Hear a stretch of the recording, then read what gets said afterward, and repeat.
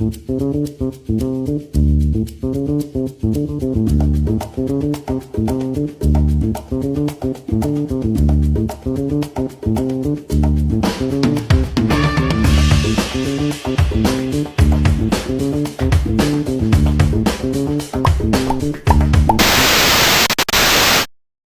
Sobat IT, selamat datang di Himatif Talk episode ketiga. Oke, jadi sebelum masuk ke topik utamanya, aku mau jelasin dulu nih Himatif Talk itu apa. Jadi Himatif Talk itu adalah podcast dari Himatif yang membahas tentang seputar dunia teknologi informasi dan seputar dunia kampus bareng narasumber paling kece. Betul banget. Jadi di episode yang ketiga ini mengawali periode kepengurusan yang baru, kita mengangkat tema ngobrol bareng ketum. Himpunan mau dibawa kemana sih? Bareng Mas Ulul, Ketua Umum Himatif kita. Tepuk tangan. Oke, sebelum kita mengenal Mas Ulu lebih jauh, kita mau perkenalan dulu ya Kak. Jadi, kenalin aku Arifa Amilani dari mahasiswa Teknologi Informasi Angkatan 2023 dan rekan aku Dina Trisnawati dari mahasiswa Teknologi Informasi Angkatan 24. Dan juga kita mau kenalin nih Mas Ulul, Ketua Umum Himatif kita di periode ini. Halo Mas Ulul, apa kabar? Halo Kak Dina, Kak Arifa. Mungkin kenalan dulu ya. Nama aku Ulul Azmi, bisa dipanggil Ulul. Jadi dari TI Angkatan 22, asalku dari Inggris sih. Gersik, jauh ya Mas? Enggak sih. Cuma 7 jam. Wah, 7 jam. Boleh tahu nggak Mas, dulu pas awal-awal Mas Ulul itu join Himatif, itu awalnya di divisi apa ya Mas? Awal join dulu di divisi Litbang. Jadi kebetulan aku dulu daftar itu di Litbang dan PSDM, cuman keterimanya di divisi Litbang. Itu dari awal kepengurusan udah emang di Litbang atau pernah pindah divisi lain gitu Mas? Oh enggak, aku loyal ke Litbang sih kebetulan. Jadi Wah. 2 periode awal di Litbang. Mantep, Litbang banget ya. Iya, Litbang Pride. Kalau boleh tahu dulu Mas Ulul daftar Himatif itu motivasinya apa sih? Kalau motivasi jujur dulu ini sih setelah ospek-ospek di semester 1 itu aku mulai kosong kan setelah ospek-ospek, fakultas, ospek prodi, habis itu ngerasa kosong. Nah dari situ mungkin aku mau nyoba join ke organisasi. Kebetulan di SMA juga udah pernah join organisasi, jadi aku nyoba di perkuliahan ini join organisasi kayak gimana.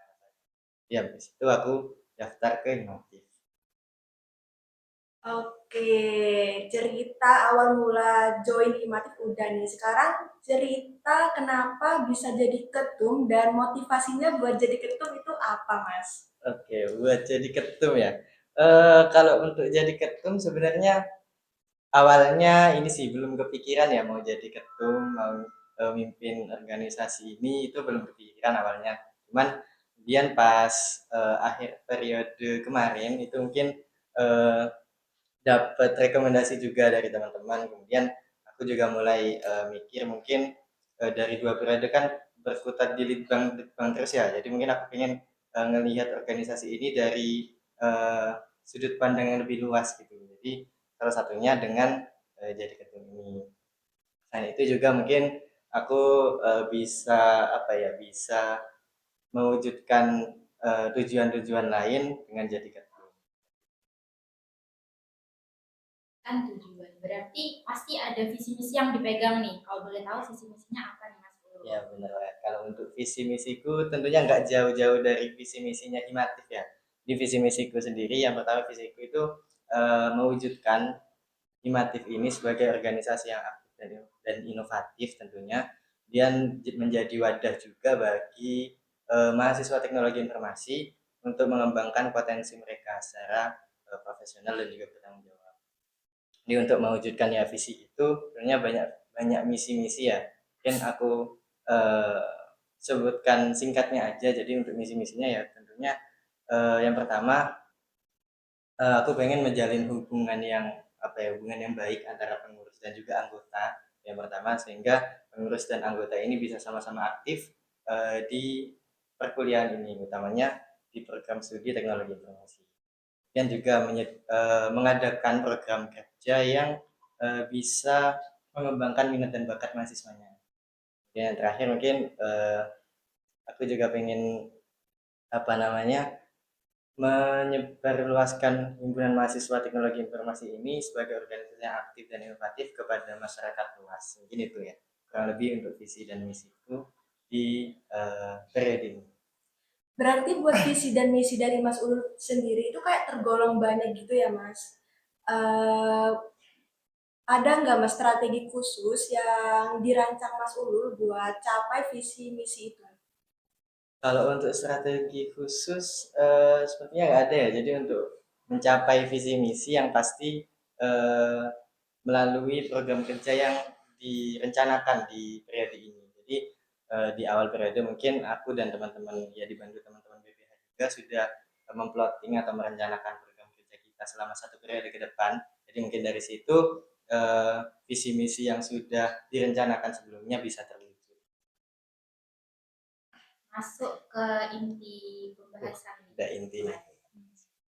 Kalau boleh tahu nih, tujuannya Himatif ini mau dibawa kemana sih Mas? Kalau mau dibawa kemana tentunya sesuai sama visi misi ya. Jadi mau dibawa kemana Himatif sesuai sama visi misinya Himatif, terus visi misinya fakultas juga. Jadi yang mana visi misi Himatif dan juga fakultas tentunya sebagai apa ya wadah atau media bagi mahasiswa teknologi informasi untuk ya meningkatkan potensi mereka, kemudian meningkatkan soft skill maupun hard skill dan juga menampung aspirasi mereka juga. Ini seperti itu. Jadi tujuannya mau dibawa kemana? Lebih ke memperhatikan mahasiswa teknologi informasi ini membutuhkan wadah atau media seperti apa untuk berkembang di perkuliahan. Keren banget guys, tepuk tangan dulu. Kayak mulia sekali gitu ya Mas Ulul kayak mendedikasikan dirinya itu buat anggota Himatif, buat pengurus-pengurusnya juga pastinya. Terus habis itu selama ngejalanin ke pengurusan di Himatif nih Mas, apalagi kan sekarang Mas Ulul udah jadi ketum dari yang awalnya jadi staf litbang, 2 tahun ya di Iya, 2 periode. kan lumayan lama tuh sampai sekarang jadi ketum. Itu pasti ada struggle-struggle-nya enggak sih Mas? Iya, ada pasti itu untuk ngejalanin organisasi pasti ada struggle-nya. Kayaknya kita butuh cerita kesulitannya Mas Ulul enggak Iya, sih, Din? betul. Kalau kesulitan ini sih mungkin aku cerita dari awal periode ya.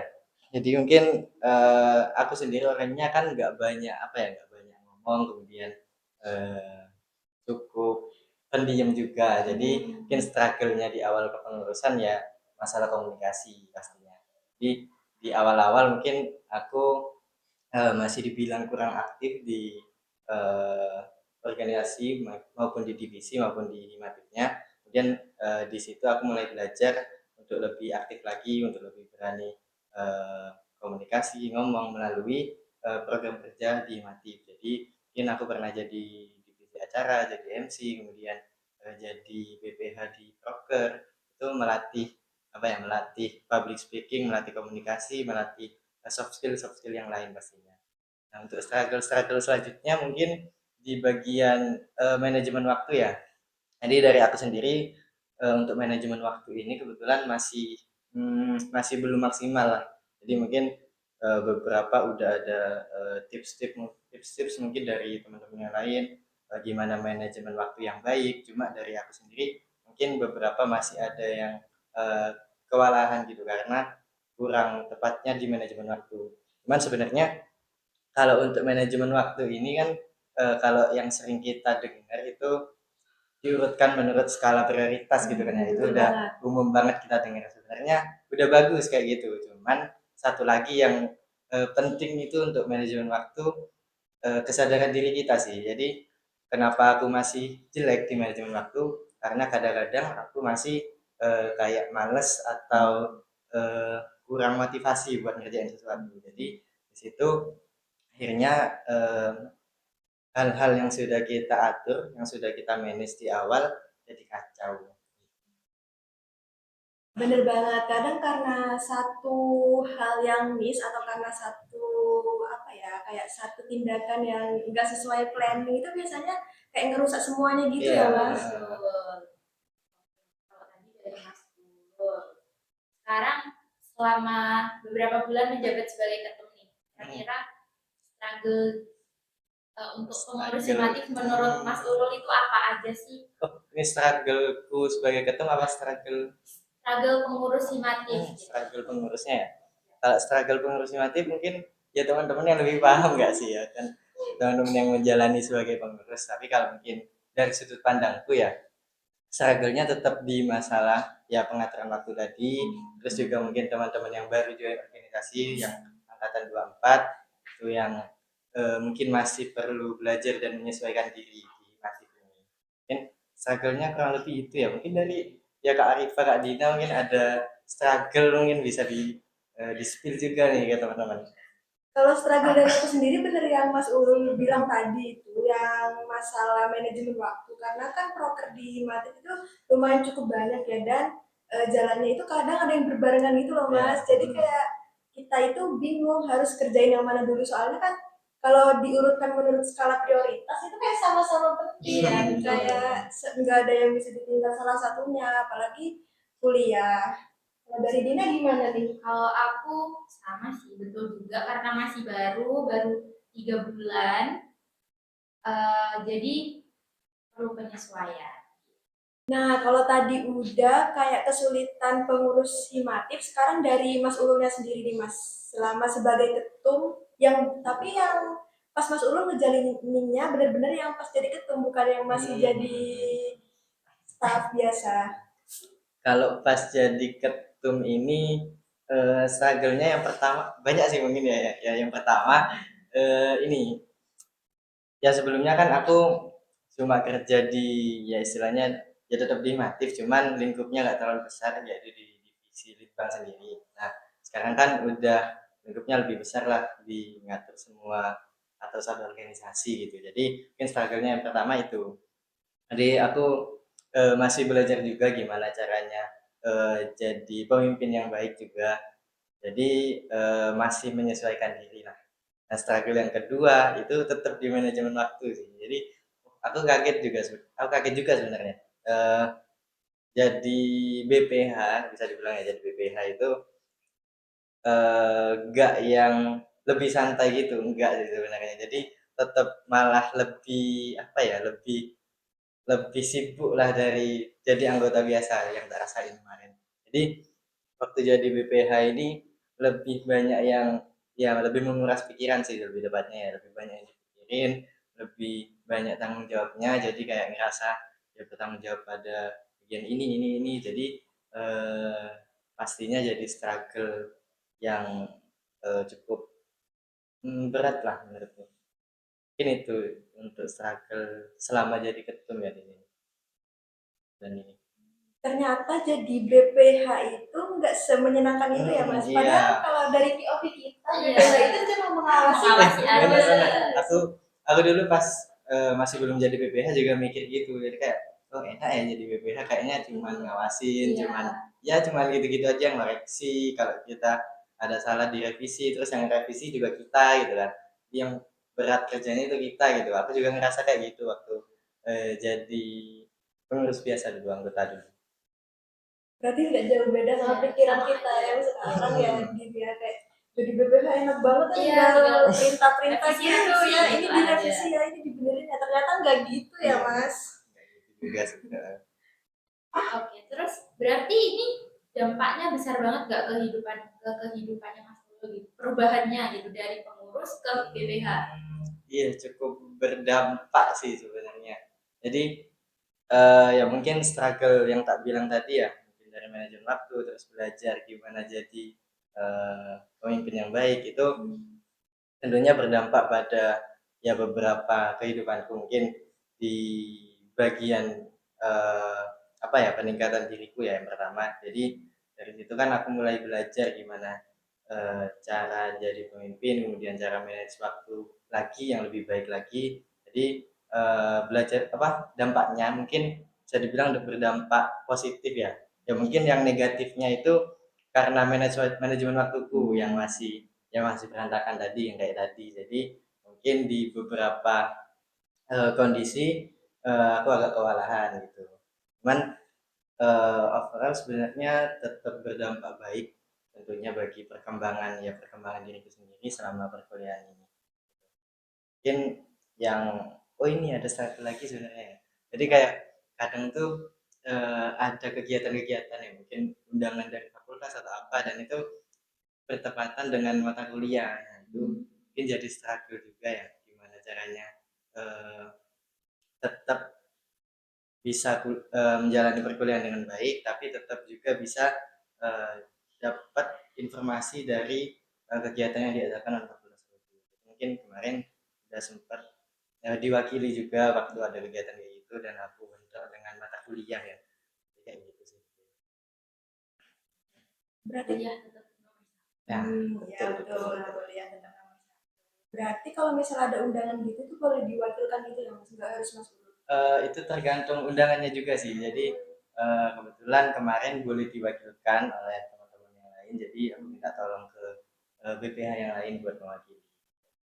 Jadi tetap dapat ya informasi dari undangan tersebut lah. Kalau misal ini mas, selama jadi ketum itu ada nggak yang sampai mengubah kebiasaan di hidupnya mas Ulul kan kayak apa ya yang Mas Ulul biasanya ngelakuin hal ini nih setiap pagi karena udah jadi ketum pagi ini udah nggak bisa gitu ngelakuin itu misal lagi. pagi-pagi langsung rapat. Iya, Enggak ada ya? nggak mas? Mengubah kebiasaan ini sih ada kan aku biasanya nggak banyak ngomong nah itu lah. Aku orangnya kebetulan ya pendiam. Ya kalau kata orang pendiam itu sikap ya bukan sifat. Jadi sikap kan bisa diatur ya. Jadi aku emang orangnya pendiam awalnya. Jadi mulai dari jadi ketum ini merubah sikap atau kebiasaan pendiam itu jadi lebih banyak ngomong lah karena ya tugasnya dari ketua juga harus memimpin rapat terus koordinasi juga dengan seluruh dengan BPH maupun pengurus. Jadi itu mungkin ya berubah-berubah dikit lah dari kebiasaan awal. Kalau untuk pagi-pagi tiba-tiba rapat ya enggak sih, enggak mungkin lah ya. Berarti ini konsepnya 2025 menuju Mas Ulul Explorer. Nah, betul. Guys, ditunggu guys. Film City-nya Mas Ulul ditunggu ya Film City. Soalnya aku ngeliat Mas Ulul itu kayak kalau ada proker itu pasti kayak ada sambutan dari ketua umum gitu kan ya Mas. Soalnya kan dulu kayak ngeliat jarang banget lihat Mas Ulul ngomong di depan kita semua gitu kayak Iya, sekarang tiba-tiba setiap ada proker itu sambutan dari Mas Ulul gitu. Itu agak susah nggak sih Mas pasti penyesuaiannya di awal-awal? Gini ya, mungkin ya dulu itu kebetulan aku gak terlalu sering jadi divisi acara ya. Karena beberapa kali jadi divisi acara itu pun gak mesti jadi MC. Jadi mungkin jarang juga ngomong di depan gitu. Istilahnya kalau periode-periode sebelumnya. Nah, kalau sambutan di periode ini ya cukup sering sambutan. Kebetulan karena ya mungkin ini eh, gimana ya? Kebetulan aku orangnya kan cukup bisa dibilang asbun ya asal bunyi itu. Jadi kalau untuk sambutan nggak terlalu susah ya. Cuma mungkin kemarin aku mikirnya mungkin di beberapa kegiatan ya sambutanku kurang panjang dan lain sebagainya. Jadi mungkin kedepannya bakal lebih dipersiapkan lagi. Gak asal apa yang ada di pikiranku tak sampaikan kayak gitu. Terakhir tapi nggak terakhir-terakhir banget. Iya. Agak terakhir. Agak terakhir tapi nggak terakhir.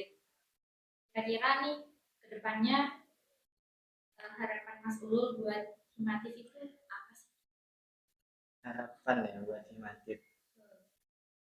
Kalau buat harapan buat Himatif yang pastinya ya aku berharap Himatif ini semakin maju kemudian Amin. semakin berprestasi Amin. terus bisa menjalankan kegiatan-kegiatan atau program kerja sesuai dengan visi misi dan juga ADART yang sudah ada itu sih dan tetap bisa menjalankan kegiatannya sesuai visi misi dari fakultas juga visi misi TI dan juga visi misi fakultas biar tetap sejalan dengan fakultas kita gitu.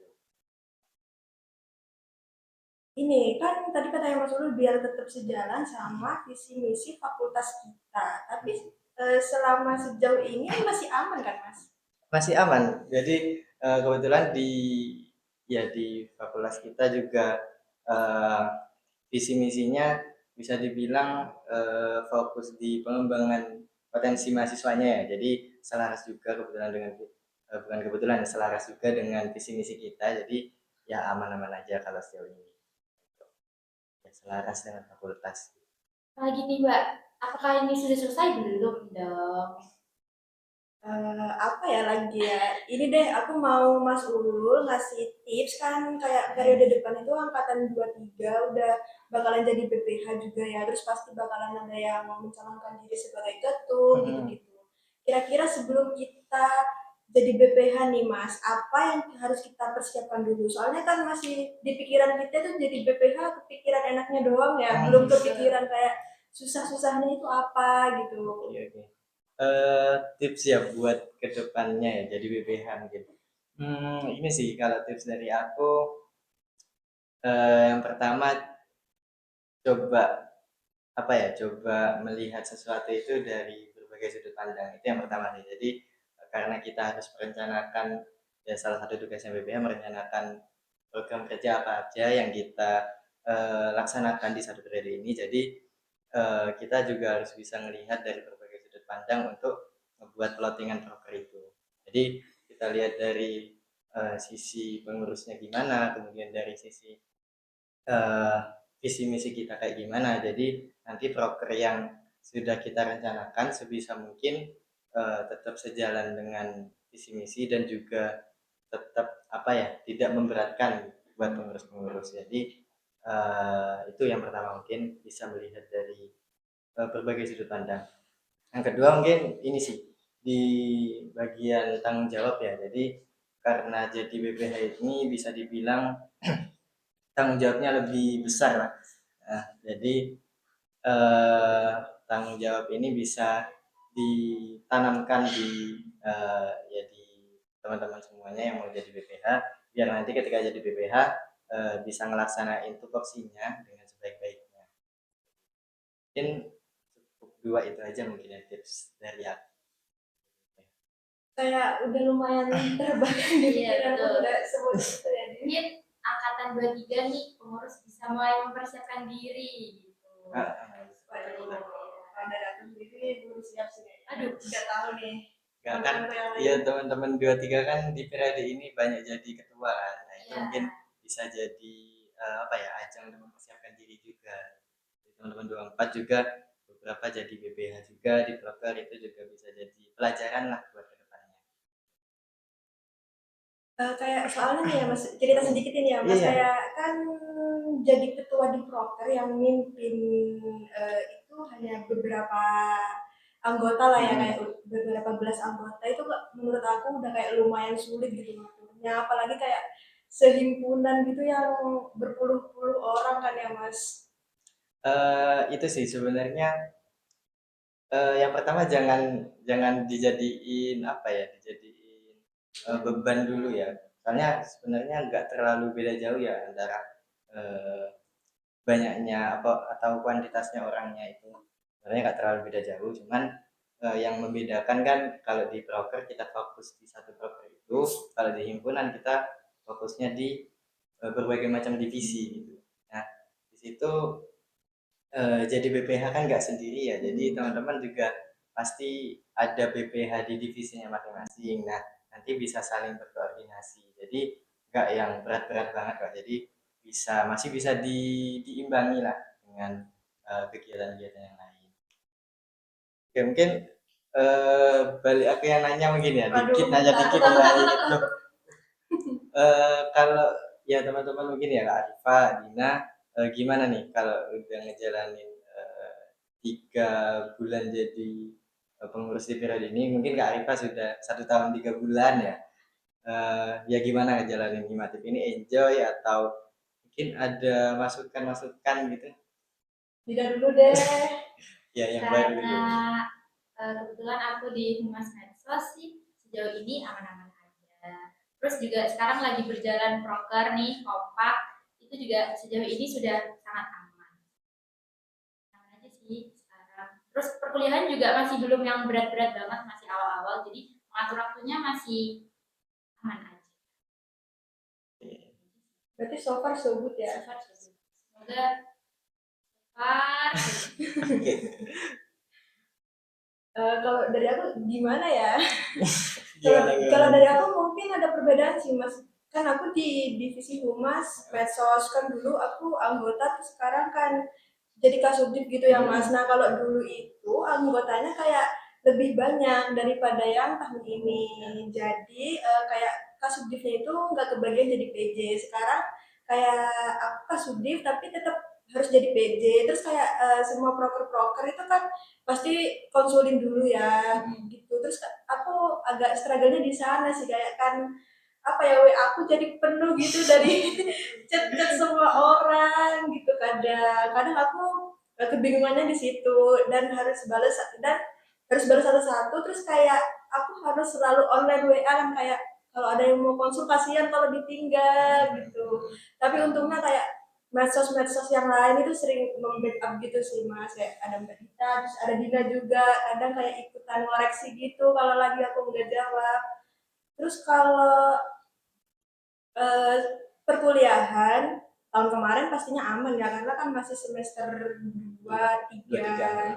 Kalau sekarang sih semester 4 agak berat nafasnya. Kenapa tuh semester 4? Kayak berat banget kayaknya, aku baru kontrak kuliah aja itu udah disuguhi project-project gitu kayaknya. Terus kayak kelompoknya itu minim 3 orang, 4 orang doang. Nggak kayak semester 2 waktu PBU itu berbelas-belas orang. Ya, kayak lebih berat aja sih nafasnya sekarang mas. Ya mungkin semester 4 ya jadi momok sebenarnya. Tapi kalau dijalanin aja nggak terlalu berat kok. Ya aku kan udah ngalamin juga semester 4. eh, Ya pasti hampir semua matkul itu sih ada proyeknya. Jadi tapi kalau dikerjain di situ kan kelompok juga, dan menurutku kalau kelompok nggak terlalu banyak malah malah lebih enak sih kalau dari aku ya. Jadi lebih pembagiannya lebih lebih pastilah, lebih pas gimana gimana ya. Nah mungkin Kalau ya kalau tadi kan jadi kasubdit nih ya, ya, gimana tuh kalau jadi kasubdit? apanya tuh mas, yang gimana mas? Pasti udah belajar ya istilahnya ngelola subdivisinya lah. Kayak aku sebenarnya tipe orang yang nggak terlalu teliti gitu loh mas. Jadi kayak semenjak jadi kasubdit ini kayak apa ya, aku chat bahkan itu masih sering tipe-tipe gitu kalau aku ngetik sendiri, terus tiba-tiba jadi kasubdit medsos kan, apalagi nggak bisa tipe, kayak koma spasi itu sangat-sangat diperhatikan, kayak tanda petik dan lain-lain itu sangat diperhatikan. Kayak ya aku banyak belajar banget gitu. Terus apa ya, kayak buat mengelola anak-anak medsos sebenarnya nggak yang terlalu sulit, karena kan cewek semua ya. Mungkin kayak yang agak sulit itu di ini mas, medsos itu kan dibagi jadi beberapa ini ya, beberapa platform gitu kan. Himatif kan medsosnya ada Instagram, terus ya ada website. Kalau Instagram sama TikTok ini kayak masih aman gitu lah ya, karena kan PJ-nya itu cewek-cewek semua. Yang di web ini kayak agak berat mas, kadang kayak PJ-nya itu lupa, terus aku kayak kalau lupa ya udah gitu, kayak harus diganti hari lain gitu mas. Itu sih kayak, soalnya aku tipe orang yang berubah juga, jadi kayak apa-apa masih harus dialarm gitu-gitu. Oh iya iya. Kacau sih BJ-nya. Tag aja nanti. Waduh. Oke. Ini kita udah masuk ke pembahasan. Waduh, nggak terasa banget Tidak ya. terasa. Cepet ya. Mas Ulu boleh nggak kasih 3 kata yang menggambarkan himpunan kita? 3 kan. Aduh, mikir dulu gak mas? Iya. Ya mikir dulu. 30 menit. Jadi kita 30 menit gak ngapa-ngapain. 3 kata ini aja sih mungkin. Aku ambil dari jargonnya Himatif mumpung pas 3 kata ya. Jadi 3 kata yang menggambarkan Himatif ya: mudah, tidak menyerah. Mudah, tidak menyerah. 3 kata pas. Kenapa tuh mas? Pilih 3 kata itu kok mudah, tidak menyerah. karena itu bisa dibilang mewakili dari Himatif banget ya. Jadi Himatif ini kan yang pertama muda ini maksudnya ya kita kan berisi ya pemuda-pemuda dari berbagai macam daerah, kemudian berkumpul di sini di satu organisasi, di satu himpunan. Kemudian di kata-kata tidak menyerah ya kita apa ya selalu berusaha semaksimal mungkin menjalankan apa yang sudah kita rencanakan. Kemudian kalau misalkan ada masalah apapun itu kita nggak langsung apa ya istilahnya nggak langsung menyerah gitu. Jadi kita bisa usahakan apa yang sudah kita jalankan itu tercapai dengan maksimal. Ini tuh yang menggambarkan 3 kata yang menggambarkan iman. Berarti bisa dicatat banget nih kalau teman-teman lagi mungkin kerasanya berat banget. Ingat jargon Himatif. Muda Nah. tidak menyerah. Betul. Tepuk tangan. Keren banget. Berarti kita harus tetap memperjuangkan walaupun itu sulit, nggak boleh ngobrol. Nggak boleh menyerah. Terus ini terakhir nggak ya? Aku mau nanya dulu sih, kata-kata ini bakal tetap relate nggak ya Mas buat Mas Ulul ke depannya atau mungkin bisa berubah sewaktu-waktu? Tiga kata tadi. Iya, Iya, tiga kata betul. tadi. Bisa berubah sewaktu-waktu karena aku nanti juga gak muda lagi gitu. Oh, apa mungkin jadi tua tidak menyerah? Iya mungkin bisa Bisa jadi jadi. atau Ya. jadi matang tidak menyerah. Oh, bisa jadi pria Jadi matang. pria matang. Kalau untuk kata-kata muda tidak menyerah mungkin bakal bisa relevan ya karena dari muda ini mungkin bisa dilambangkan pemuda tapi orang-orang yang mungkin bisa apa ya usianya lebih matang itu juga bisa memiliki apa ya jiwa pemuda gitu. Jadi kalau untuk kata-kata tidak menyerah juga itu bisa kata-kata yang bisa dipegang dan relevan buat kedepannya terus sih. Karena kita kan pastinya tetap menjalani kehidupan selanjutnya terlepas nanti sudah lulus dari perkuliahan, lulus dari organisasi, tetap kita menjalani kehidupan kita yang lain dan tidak menyerah ini bisa jadi kata yang jadi motivasi kita. Jadi ketika menjalani apapun jangan apa ya gampang putus asa, jangan gampang menyerah. Keren banget, berarti fisik boleh tua tapi jiwa harus tetap muda. Siap, betul. Keren banget ya berarti jargon Himatif ini. Ini beneran terakhir. Beneran nggak nih? Beneran terakhir, nggak bohong. Oke. Mas Ulul ada pesan nggak? Atau pesan juga boleh buat pengurus dan anggota Himatif. Jadi buat pengurus dan seluruh mahasiswa prodi teknologi.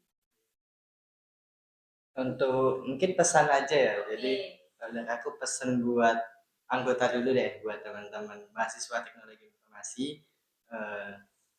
Mungkin teman-teman jangan apa ya, jangan anggap antara himpunan atau himatif dengan anggota itu ada semacam gap atau gimana ya, atau ada semacam batasan gitu. Jadi kita juga pengen dekat dengan teman-teman anggota semuanya, kita juga pengen tahu teman-teman anggota ini butuh apa. Jadi jangan merasa kayak gitu. Itu mungkin pesan pertama buat anggota TI atau anggota himatif. Akhirnya juga teman-teman bisa lebih aktif ini ya, aktif berprestasi dan mengembangkan potensinya masing-masing.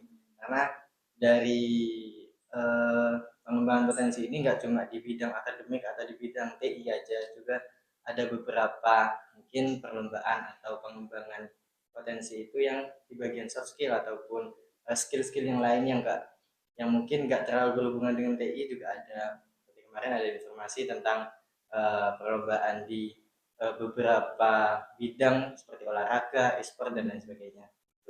Nah, untuk pesan buat pengurus sih semangat aja ya, semangat buat menjalani kepengurusan ini di periode ini maupun periode-periode depan gitu. Dan juga tetap ingat selalu visi misi kita dan ngejalanin apapun sesuai dengan visi misi itu. Kalau kita sih sesuai jargon Himatif, Iya, tidak menyerah. Oke, siap. Oke, mungkin kita udah sampai di penghujung pembahasan tadi ya Mas, ditutup dengan pesan dari Mas Ulul yang insya Allah bakalan kita terapin. Betul. Kan kita juga masih anggota sekaligus pengurus ya. Insya Allah kita bakal terapin. Terus aku mau ngucapin terima kasih banyak buat Mas Ulul yang udah berbagi cerita buat Himatif Talk di episode kali ini. Mas Ulul, semoga ini bisa bermanfaat buat teman-teman yang nonton nanti. Amin. Amin. Terus aku doain juga semoga Mas Ulul kuliahnya lancar dan tetap bisa memimpin Himatif ke depannya menjadi lebih baik lagi. Aku dan Mbak Arifah sebagai host pamit undur diri. Aku juga pamit undur diri. Sampai ketemu lagi di Himatif Talk selanjutnya.